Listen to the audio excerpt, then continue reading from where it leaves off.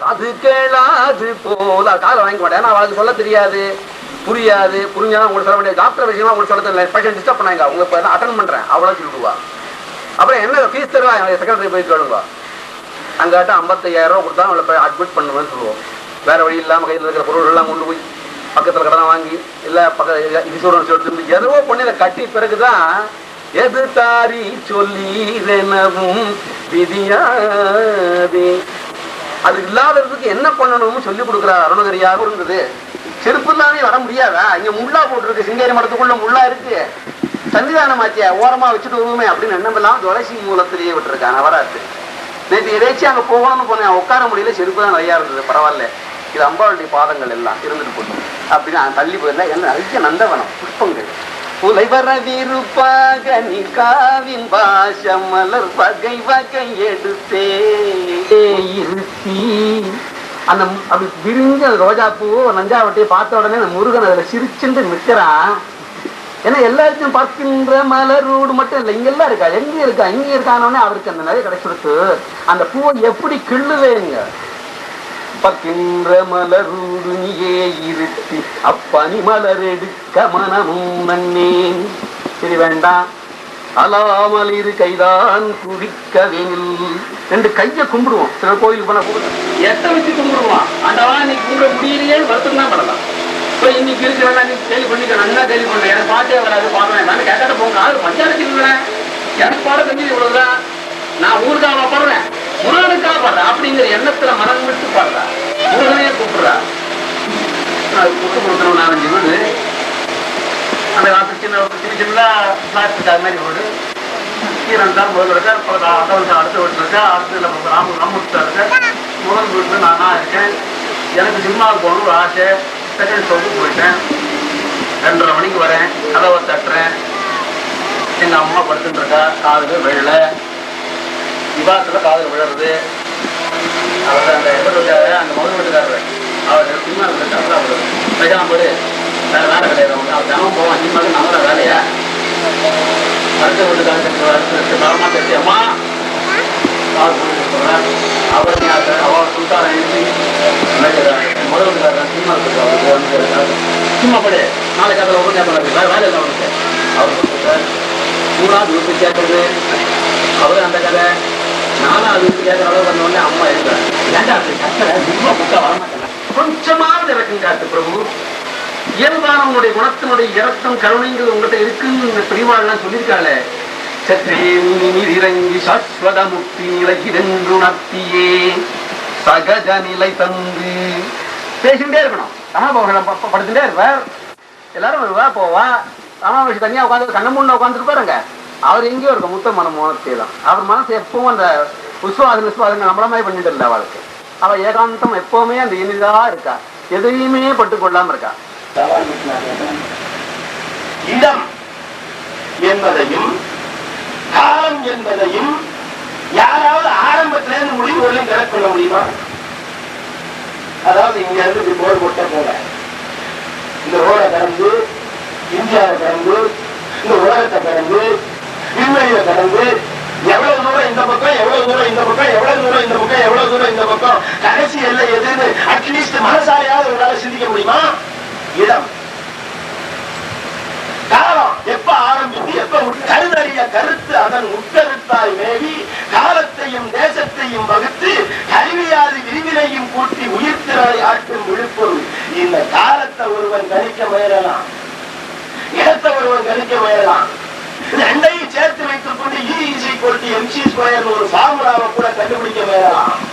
Radicals என்று சொல்லக்கூடிய பகுத்தறிவுவாதிகள் இந்த ஃபார்முலாவை கண்டுபிடித்த ஐன்ஸ்டீனை பார்த்து ஆஹா இந்த உலகத்தில் நாங்க தெரியாத ஒன்றை தெரிவித்து விட்டாய், அவருக்கு நன்றி செலுத்துவோம் போனார்கள். அவர் வெளியில போயிட்டார்.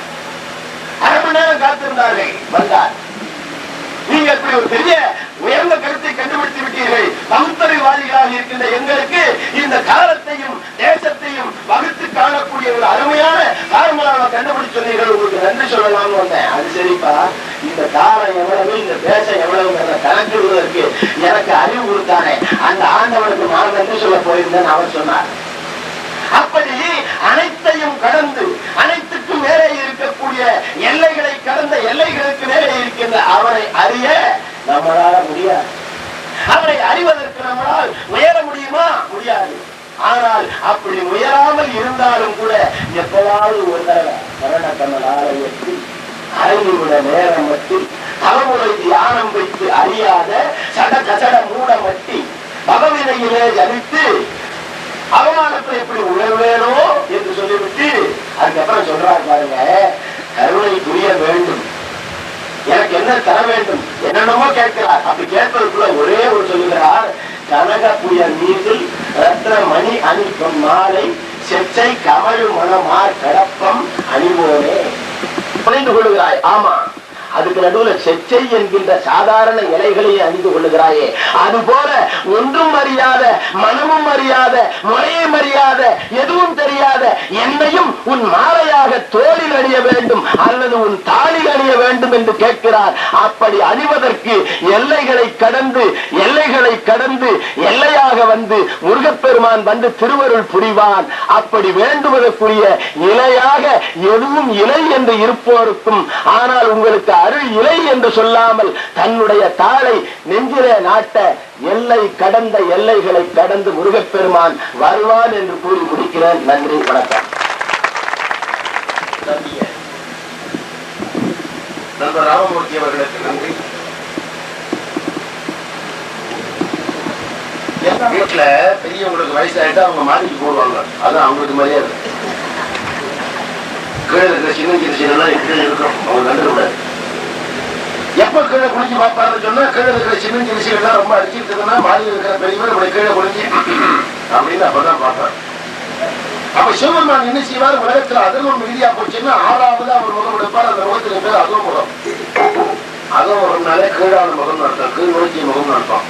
அதுவும் இந்த சொல்லுக்கு பொருளே கீழான, அது ஒண்ணு அங்க இருக்கிறன்னு அர்த்தம் மட்டும் இல்ல. எவனாவது வசதியா இருந்து கட்டு போட்டாலும் அவனை பத்தி என்ன சொல்றான், அவன் கதி அதோ கதி. 5 முகத்தோடு அதோ முகமும் தந்தருளி. இப்ப 4 திசைக்கு 4 முகம், ஆகாயத்துக்கு ஒரு முகம், பூமிக்கு கீழே ஒரு முகம். அப்ப 4 திசை, ஆகாயம், பூமி 6 முடிஞ்சு போச்சு. எங்க போய் முடியும்?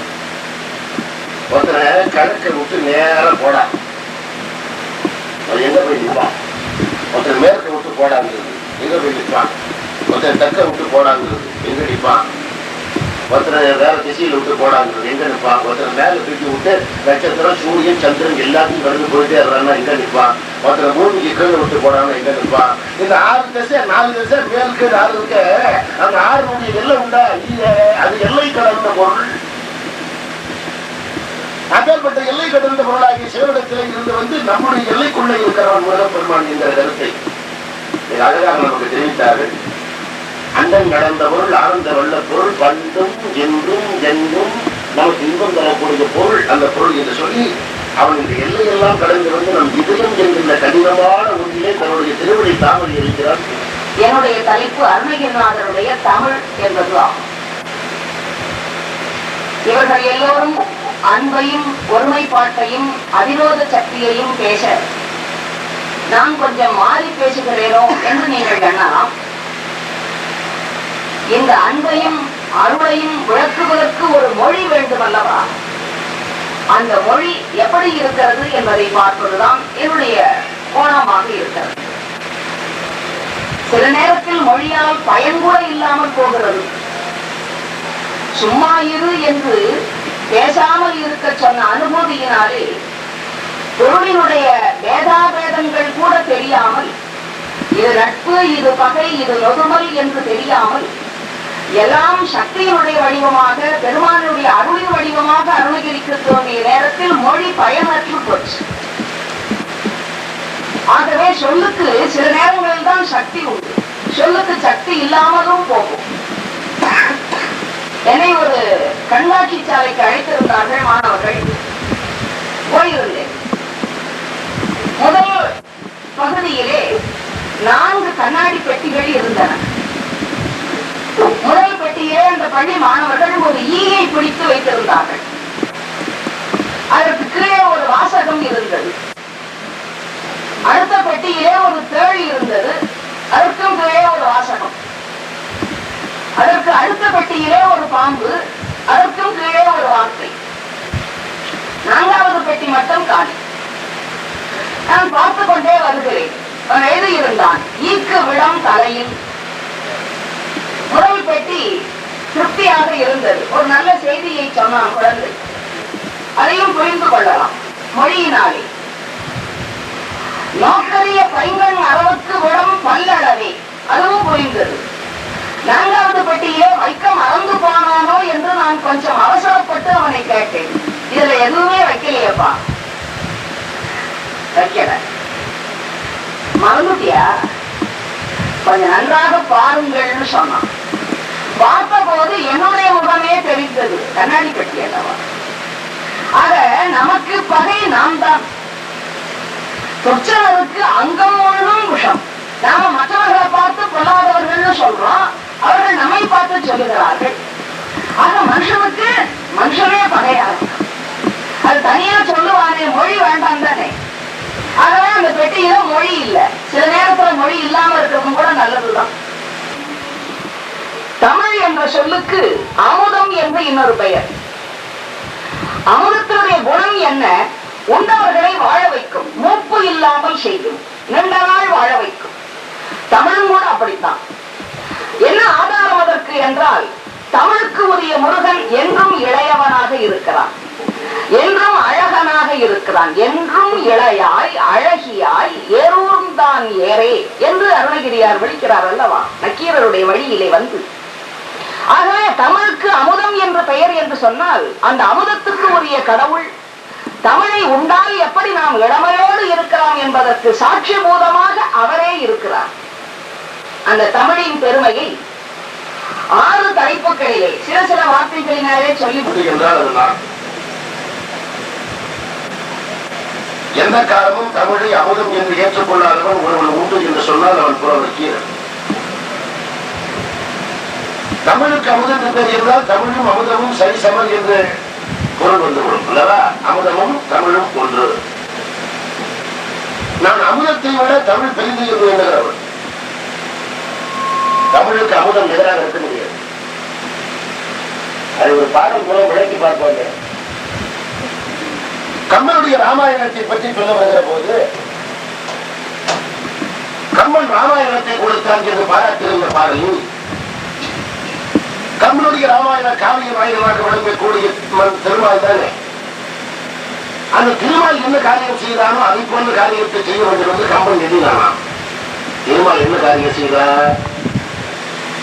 பார்க்கடல்ல மந்திர மலையை நட்டு வாசிக்கு பாம்பை கெட்டி கடைஞ்சி அமுதத்தை வெளியே கொண்டு வந்து தேவர்களுக்கு கொடுத்தான். திருமால் என்ன செய்தான்னு சொன்ன, பார்க்கடல்ல மந்திர மலையை நட்டு வாசிக்கு பாம்பை சுற்றி கடைந்து அமுதத்தை கொண்டு வந்து தேவர்களுக்கு கொடுத்தார். அதுபோல கம்பன் தமிழ் என்கின்ற கடலை தேர்ந்தெடுத்து திருமால் எப்படி மந்திர மலையை நட்டானோ அதுபோல கம்பன் தன்னுடைய நாக்கை நட்டு திருமால் எப்படி அமுதம் கொண்டு வந்தானோ அதுபோல இவன் கம்பராமாயணம் என்ற காவியத்தை கொண்டு வந்து திருமால் எப்படி தேவர்களுக்கு கொடுத்தானோ அதுபோல கம்பன் அந்த ராமாயணத்தை மனிதர்களுக்கு கொடுத்தான் என்று ஒரு பாட்டுப்பாடு. அம்பிலே சிலையை நாட்டி அமரர்க்கு அன்று அமுதம் ஈந்த தம்பிரான் என்ன, அம்பிலே சிலையை நாட்டி பார்க்கடல்ல அம்பில சிலையை நாட்டி, சிலைன்னா மலை, அம்பிலே சிலையை நாட்டி அமரர்க்கு அன்று அமுதம் ஈந்த தம்பிரான் என்ன, தானும் தமிழிலே தாளை நாட்டி, தாளுன்னா நாக்கு, தமிழிலே தாளை நாட்டி கம்பனாருடைய வள்ளல் கனி சக்கரவர்த்தி பாருமேல் நம்பு பாமாலையாலே நரர்க்கு, அவன் யாருக்கு கொடுத்தான்? தேவருக்கு. இவன் யாருக்கு கொடுத்தான்? நரபாடல். அம்பிலே சிலையை நாட்டி அமரருக்கு அன்று அமுதம் ஈந்த தம்பிரான் என்ன, அமரருக்கு அன்று அமுதம் ஈந்த, அவ்வளவுதான். அமுதத்துக்கு ஒண்ணு அரைமொழி கிடையாது, வெறும் அமுதம் தான். அமரருக்கு கொடுத்தது வெறும் அமுதம் தான். அமரருக்கு அமுதம் என்ன, அந்த தம்பிரான் என்ன, தானும் தமிழிலே தாளை நாட்டி கம்பனாருடைய வள்ளல் கவி சக்கரவர்த்தி பாருமேல் நம்பு பாமாலையாலே நரருக்கு என்ன அமுதம் ஈந்தான். அவன் திருமால் கொடுத்தது அமுதம், கம்பனுடைய தமிழ் இன்னமுதம். ஏன் இன்னமுதம் சொன்ன, அமுதம் இருக்கிற அது என்னென்ன வேலை செய்யும்? மூச்சு வராமல் காப்பாற்றும், இளமையோடு இருக்க வைக்கும், என்றும் சுறுசுறுப்பாக இருக்க செய்யும். இது அமுதத்துக்குள்ள பெருமை. அமுதம் சாப்பிட போட்டான்னு சொன்னா சாவி இல்லை, மூப்பு இல்லை, பிணி இல்லை, இளமை என்று இருக்கும். இது அமுதத்துக்குள்ள வேற. இதைத்தான் அமுதம் செய்ய முடியும். ஆனா அமுதம் என்பது அறிவை வளர்க்காது. ஆனா கம்பனுடைய தமிழ் அறிவையும் சேர்த்து வளர்ப்பதால் அந்த அமுதத்துக்கு அறிவை வளர்க்கின்ற ஆற்றல் இல்லை. கம்பனுடைய தமிழுக்கு அறிவை வளர்க்கிற ஆற்றலும் இருப்பதால் தமிழ் அமுதம் அல்ல, என்ன முதம் என்பதால் தமிழுக்கு அமுதம் என்று பெயர் சொன்னால் ஏற்றுக்கொள்ள நான் தயாராக இல்லை. இந்த உச்சிக்கு போய்விட்டால் அங்கே சொல்லுக்கு வேறு இல்லை என்பதால் சும்மா அறிவுதான் சொல்லற என்று அனுபூதி நிலை என்பது பெரிய ஒரு உணர்ச்சி நிலை என்பதை விளக்கி காட்டுவது ஆகவே அப்படி சொன்னார்.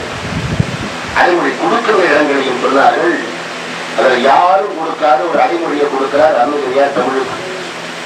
அருணகிரியார் என்ன சொல்ற, முருகா எனக்கு 1000 குறை இருக்கலாம், என்ன 1000 குறை இருக்கலாம், அந்த குறையெல்லாம் உங்ககிட்ட அப்படியே சொல்றதுக்கு எனக்கு ஒரு மொழி கொடுத்த பாரு தமிழ்ல, அதுக்கு ஒரு நன்றில சரணகமலாலயத்தை 5 நிமிஷ நேரமற்றி தவமுறை தியானம் வைக்க அறியாத சட கசட மூட மட்டி பவவினையிலே ஜனித்த தமிழன் விடியால் மயக்க உருவேனோ என்றெல்லாம் என்னுடைய மனக்குறையை உன்னிடத்தில் சொல்வதற்கு அருணதள பாத பத்மம் அனுதினமுமே துதிக்க அரிய தமிழ். இந்த ஊருக்கே ஒரு பெரிய தூண் மாதிரி இருந்தா, உங்க அப்பா மாதிரி ஒரு பெரியவரை இங்க பார்க்க போறோம். ஏதோ 100 வருஷத்துக்கு 200 வருஷத்துக்கு ஒருத்தர் இந்த மாதிரி பெரியவர்கள்லாம் வருவாங்க. நம்ம ஊருக்கு ஒரு பெரிய இழப்பு. எங்களாலேயே ஆறுதல் சொல்லிக்க முடியல, உனக்கு என்ன ஆறுதல் சொல்ல முடியும்? இந்த பிள்ளைகிட்ட சொல்லிவிட்டு வெளியே வந்த உடனே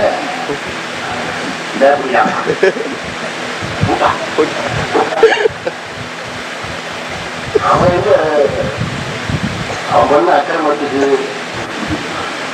பிள்ளைகிட்ட இவ்வளவு சொல்லிவிட்டு வெளியே வந்தவன் ஊருக்கடங்களில் காலருக்கு இடங்க உயிர் தக்காது இவருக்கு அயன் இட்டான் மிதிப்படையின் ஓலை இத்தாரணிக்குள் மதுவித்தாய் முளைத்தது கேவி கிடந்து மணி நீரில் தவழ்ந்து அடிகள் தட்டாத நத்ததனையிட்டே தெருத்தலையில் ஓடி திரிந்து நவ கோடி பிரபந்த கலையில் சீர்வகித்த வயது 8ஓடு 8 வர வாழ குணங்களது கோல பெரும்பர்கள் உடன் உறவாடி செத்த உடனே போலீஸ் பிரான்ச் வைக்கிறான். சும்மா போறாங்க.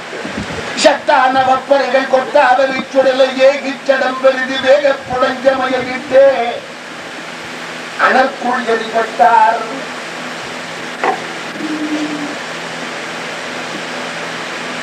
ஐயோக்கு சந்தேகம். சாணத்தை போட்டு நல்லா படம் போட்டு நெருப்பெல்லாம் வச்சுட்டு தான் வந்திருக்கான். தப்பித்தவங்க இருந்து வந்துட்டாங்க. அது எறும்பு குறும்பெல்லாம் கூட மிச்சம் இருக்கக்கூடாது. அடுத்த நாள் பால் கழிக்கிறேன்டான்னு ஊர்ல இருக்கிறவங்கெல்லாம் கூட்டு போய் எலும்பையும் பொறுக்கி கரைச்சிட்டு வந்தாதான் பையனுக்கு நிம்மதி.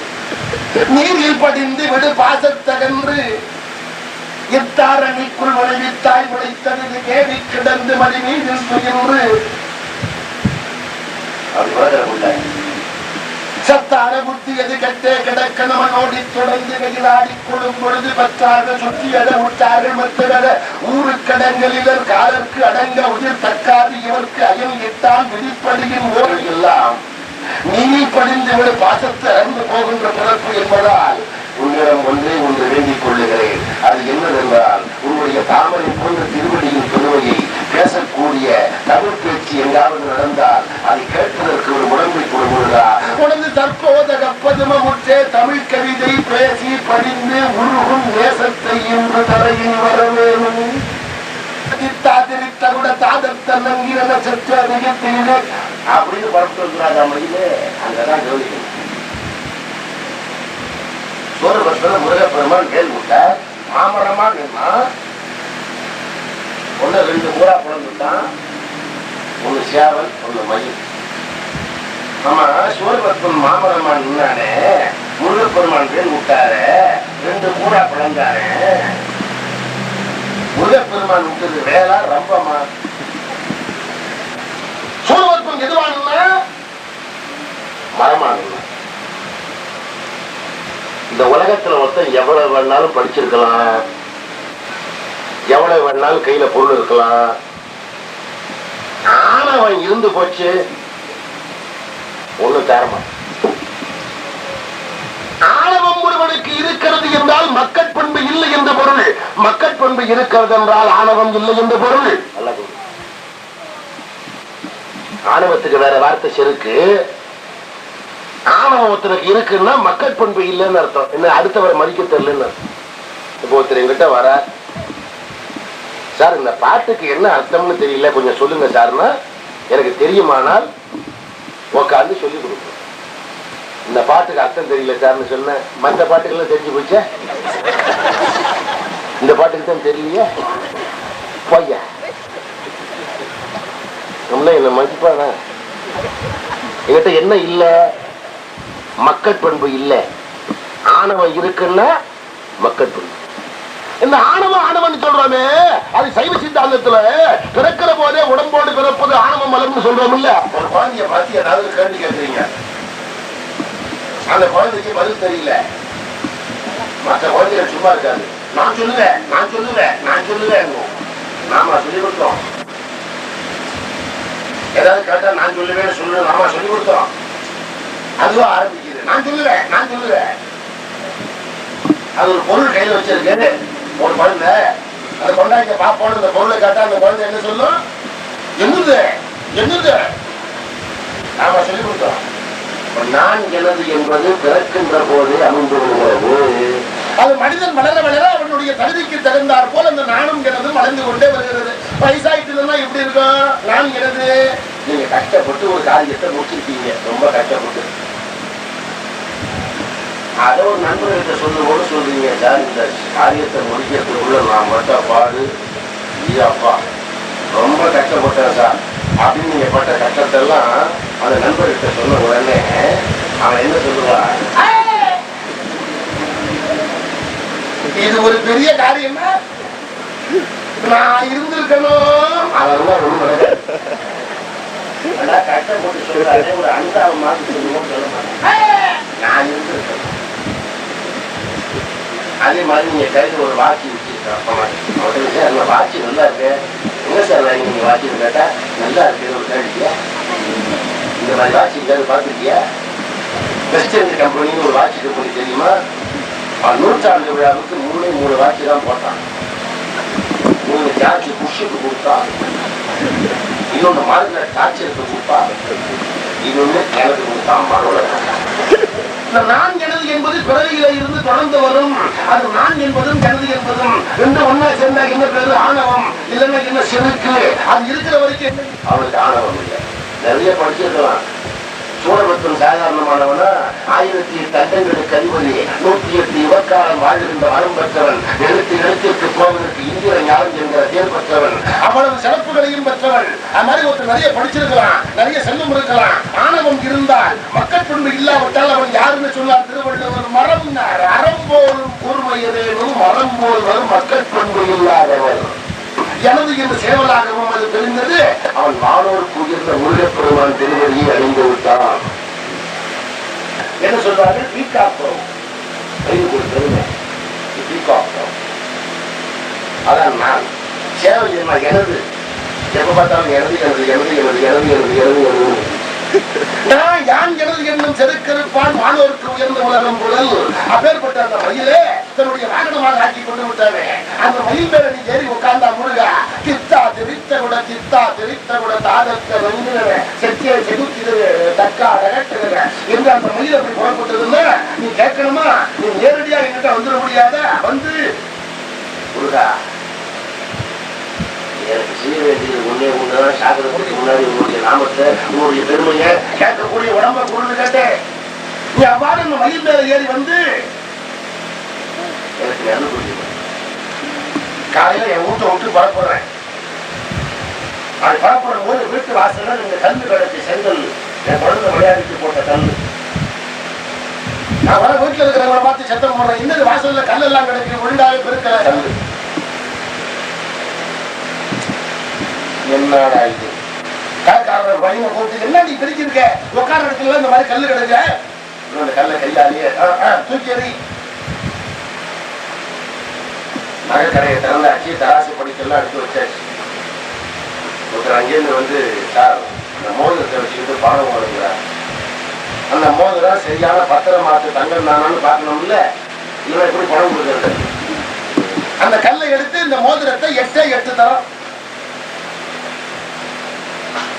ஏற்றி விட்டு அந்த கல்லையும் தூக்கி முடியும். வீட்டு வாசப்படியில இறங்குற போது காலில் பட்ட காலாலேயே தூக்கி எறிகிறேன். உட்கார இடத்துல இருக்கிற கல்ல கையாலேயே தூக்கி எறிங்க. தங்கத்தை உடச்சி கொண்ட கல்லு தானே, அந்த கல்லையை தூக்கி தானே எறியணும். அந்த கல்லை தூக்கி எறிவேனா? அந்த கல்ல தங்க வைக்கிற பொட்டியோட வச்சிட மாட்டேனா? அது கல்லுதான். ஆனா அதுவே தங்க பொட்டிக்கு போச்சு. தங்கத்தை உடைத்துக் கொண்ட கல் மட்டும் தங்க பொட்டியோட போட்டு இல்லவா? எல்லா கல்லும் கல்லுதான். தங்கத்தை உடைத்துக் கொண்ட கல் மட்டும் தங்கத்தோடு போவது போல் எல்லா நாட்கும் மனித நாட்கத்தான். தெய்வ நாமத்தை உடைத்துக் கொண்ட நாக்கு மட்டும் தெய்வத்தோடு போய் சேர்ந்து விடும் என்று சொன்னாரு.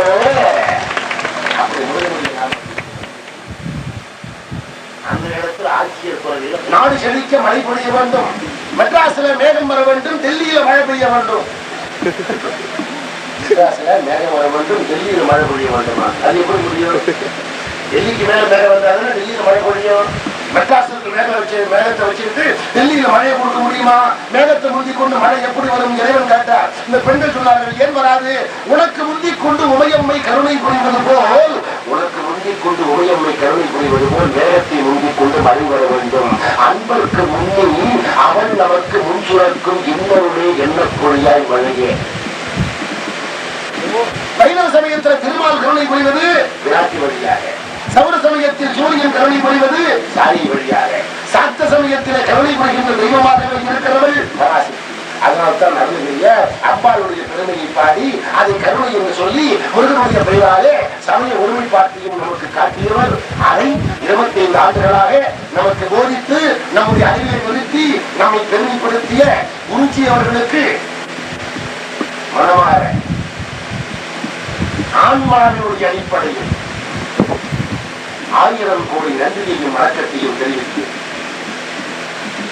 செய்ய முடியாத மகத்தான சாதனையை செய்திருக்கின்ற பெரியவர் என்பதை தவிர எனக்கு வேறு சொல் கிடைக்கிறது. ஆகவே அவருடைய திருவடிகளுக்கு உங்கள் அனைவருடைய சார்பாகவும் என் சார்பாகவும் பரிவான வணக்கத்தையும் நன்றியையும் தெரிவித்து எங்களை தூய்மைப்படுத்திக் கொள்வதற்கு ஒரு நல்ல வாய்ப்பு தந்து எங்கள்னா இருப்புகளை பேசி அதனால் எங்கள் உள்ளம் தூய்மை அடைவதற்கு ஒரு வாசலை திறந்து விட்ட குருஜி அவர்களுக்கும் நன்றியும் வணக்கமும் தெரிவித்து அவர்களுக்கு துணையாக இருக்கக்கூடிய தொண்டர்களுடைய பெருமையை பார்க்கிற போது எனக்கு உண்மையில் ஒரு கண்ணீர் வந்தது. அவர்கள் குறிப்பறிந்து ஆற்றக்கூடிய பணி. நான் ஏதோ அவர்களை புகழ வேண்டும் என்று சொல்லவில்லை. கிட்டத்தட்ட 10 ஆண்டு காலமாக குருஜி என்னை அழைத்துக் கொண்டிருக்கிறார்கள். இவ்வளவு பெருமையோடு நீங்கள் நடைமுறைகள் ஏன் என்பது எனக்கு தெரிகிறது. எல்லா அன்பர்களையும் பார்க்கிறேன். நாங்கள் தலைவாசல் நுழைகின்ற பொழுதே எங்களுக்கு காட்டுகின்ற பணிவு, எங்களுக்கு காட்டுகின்ற குறிப்பறியக்கூடிய ஆற்றல், இதெல்லாம் குருஜி திருப்புகளோடு அதையும் அவர்களுக்கு போட்டி வைத்திருக்கிறார்களே. இந்த பெருமை என்ன நான் என்ன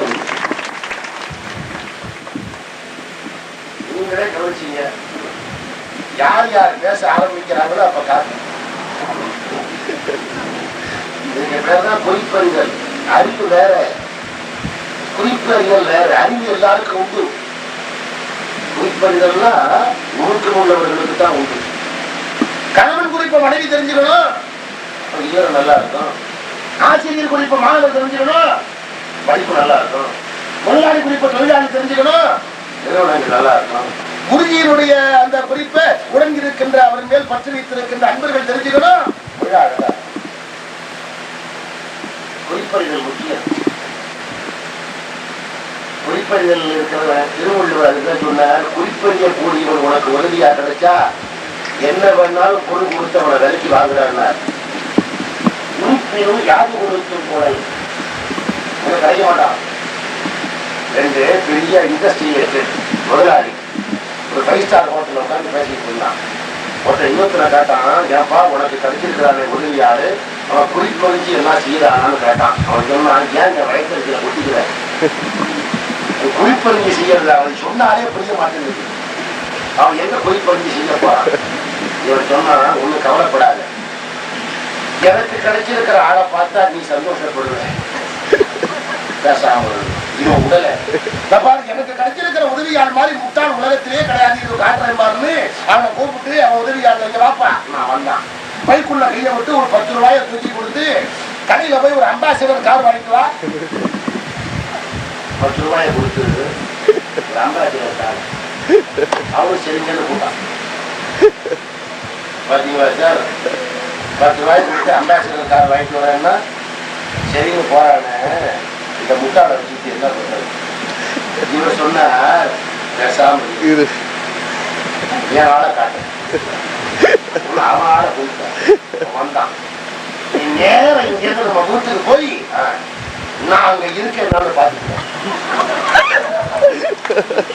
அவனும் சரிங்கன்னு போட்டான். 2 பேரும் கடத்தல பாத்துக்கலாம். இந்த கார் வாங்க வந்தவன் சொன்னா, எங்க முதலாளிய பாத்தியா, தலையில ஏதாவது இருக்கா, 10 ரூபாய் கொடுத்து அம்பாசிடர் கார் வாங்கிட்டு வான்னு அனுப்புறாரு. இன்னைக்கு ஞாயிற்றுக்கிழமை கடை கிடையாதுன்னு தெரியணுமா இல்லையா?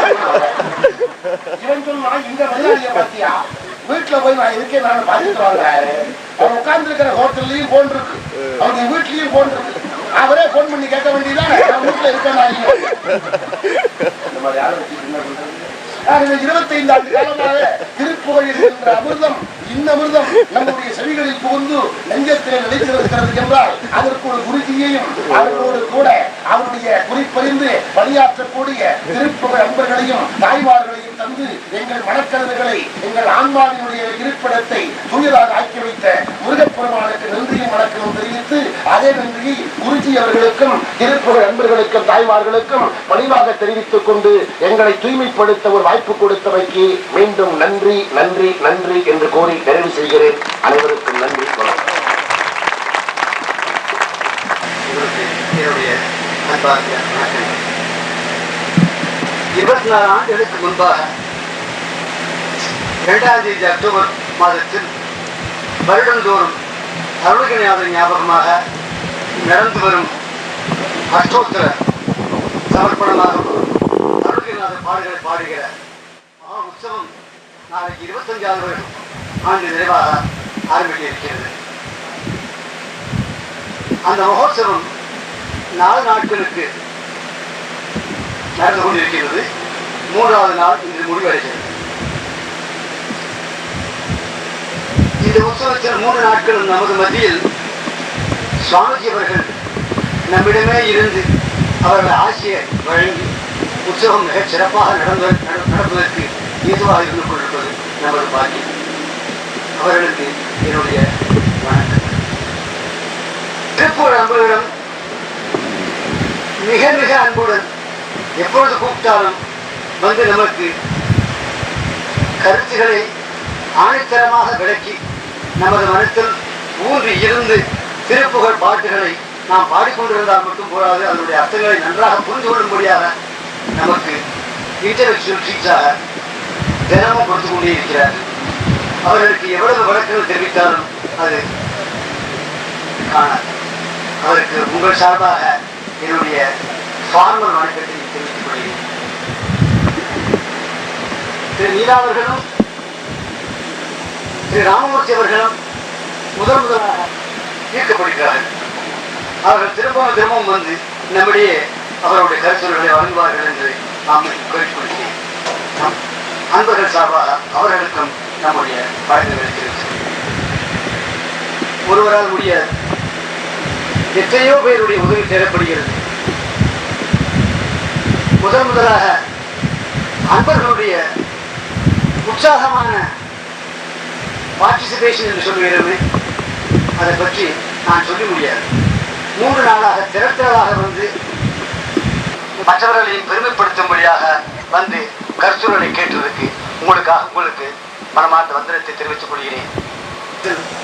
தெய்வீகமான ஒரு சூழ்நிலையை ஏற்படுத்தி மாணவர்களாலேயே 12 மணி நேரத்திற்கு மேல் விசேஷ நிகழ்ச்சி நடத்திற்கு அவர்களுக்கு பாராட்டு புரியுதாக. இவ்விழா இவ்வளவு சிறப்பாக நடக்க வேண்டும் என்றால் ஒரே இடத்தில் விஸ்தாரமான இடமும் அன்பர்கள் வந்து தங்கியிருக்க சௌரியமான அறைகளும் மற்றும் விசேஷமாக சாநித்தியமுடைய கோவிலும் இப்படி கிடைத்திருக்கிற ஒரு சங்கர வித்யா கேந்திரா இடத்தை கொடுத்ததற்கு அந்த அத்தாரிட்டிஸுக்கும் முக்கியமாக மேனேஜர் ஸ்ரீ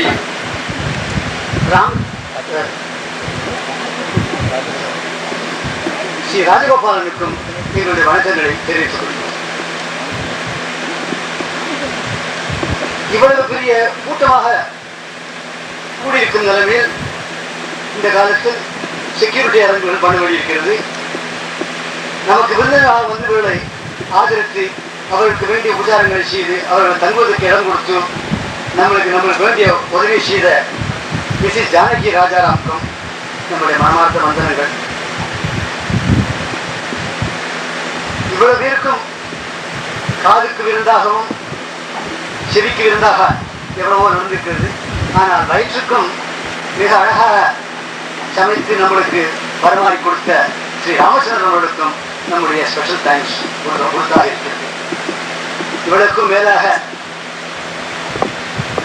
பேர் தெரியாமல் பிறகு கீழே சொன்னாமல் இந்த பெரிய மகோத்சவத்தை சிறப்பாக நடத்தி கொடுத்த வாலண்டியர்ஸ் அவர்களுக்கும்